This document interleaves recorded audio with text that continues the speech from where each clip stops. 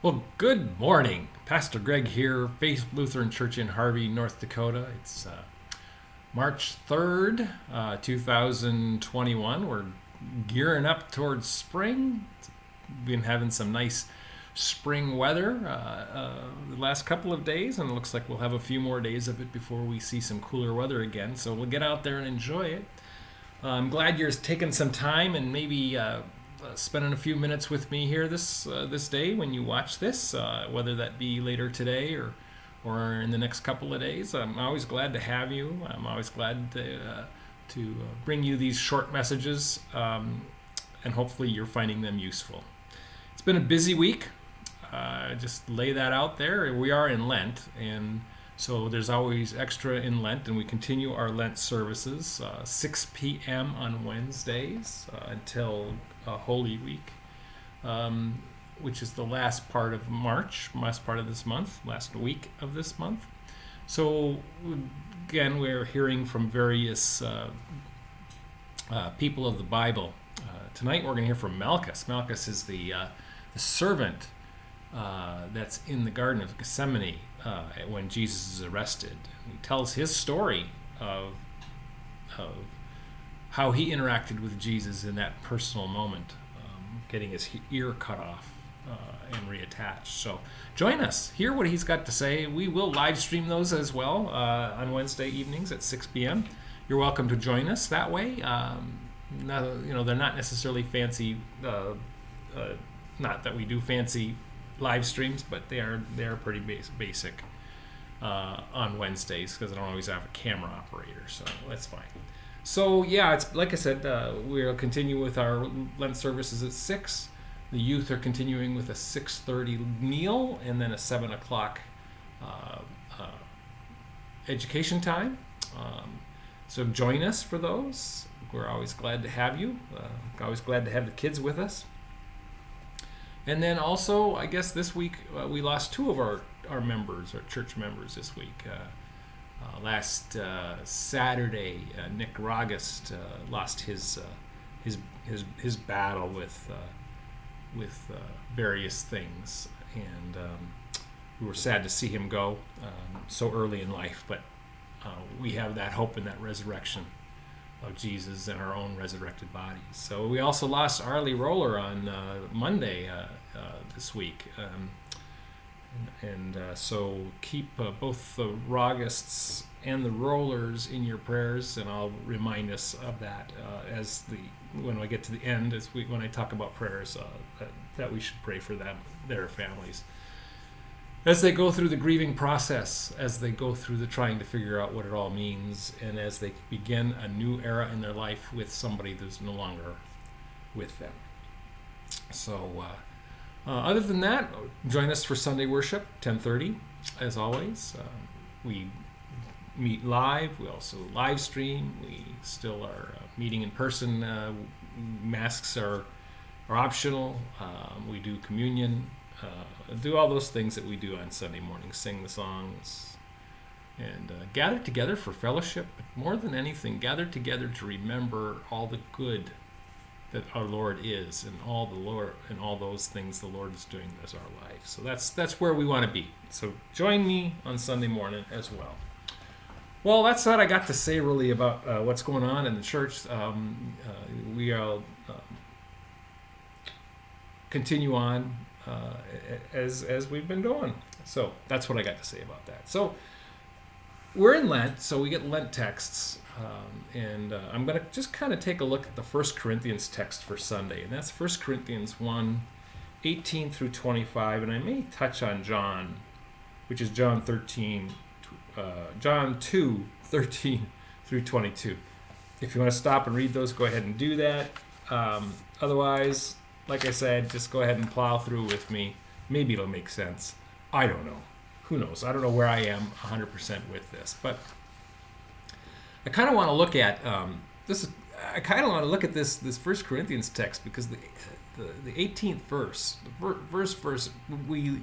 Paul lays it out. He goes, "For the word of the cross is folly to those who are perishing, but to us who are being saved, it is the power of God." Now, if you've been following my messages for the last 2 Sundays, we're walking and talking about this whole idea of this cross, living at the foot of it, carrying it. And here we're learning what it is. This idea that the cross has got some power to it. And why does it have that power? That's really what we should investigate. Of course, it has this power because the Lord has given it this power. It's nothing we've done. We're guilty of hanging Jesus on the cross. The Lord is the one who makes the cross powerful in what was going on. So when you start there, and when you have this idea of this powerfulness of this cross, when you tell somebody that you're a Christian, that they don't understand this idea of death on the cross has power.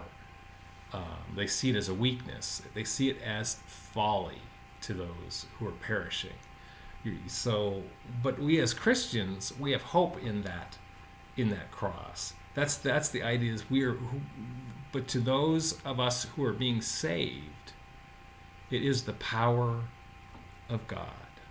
And then a little bit later in 1 Corinthians, I think verse 22, we get it a little bit differently. So, for Jews demand signs and Greeks seek wisdom. But we preach, this is what Paul is preaching to you and to us and to me. We preach Christ crucified, which is a stumbling block to the Jews and a folly to the Gentiles. So the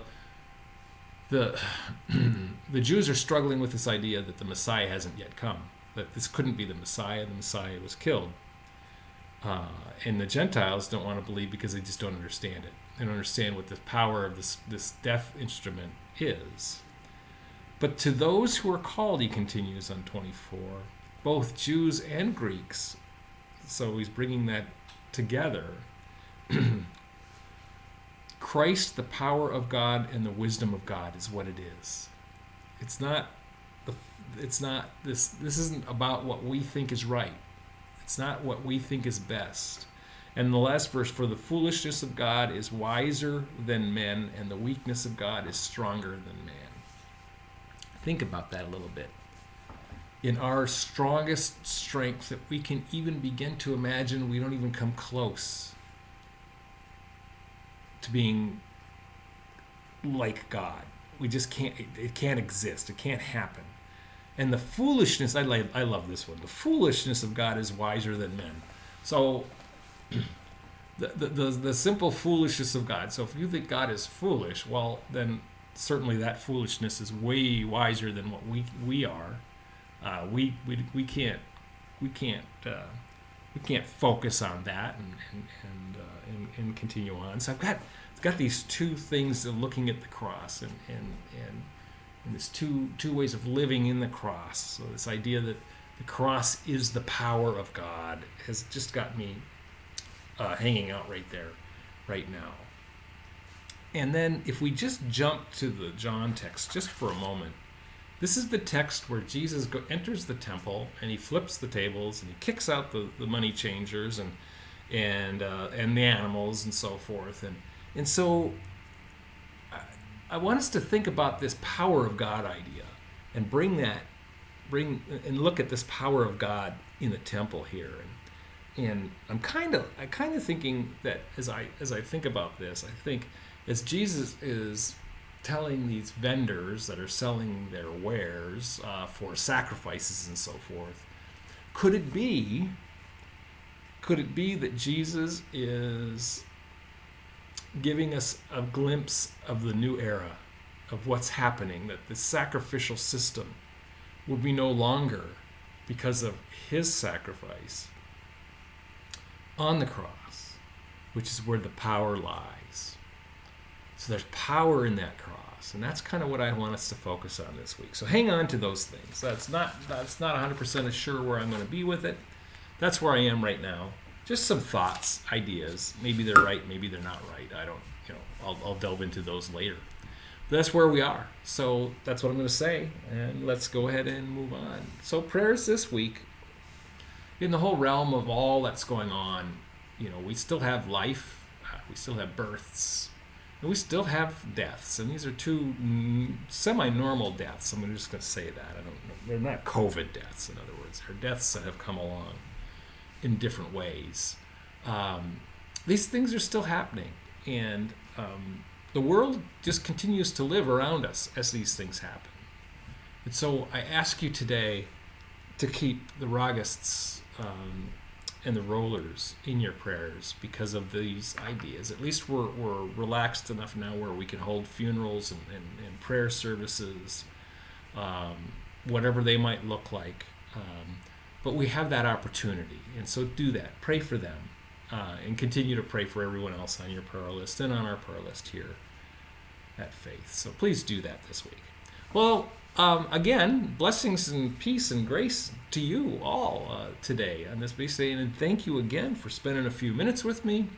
And as I say, as I leave and I talk, please do take care.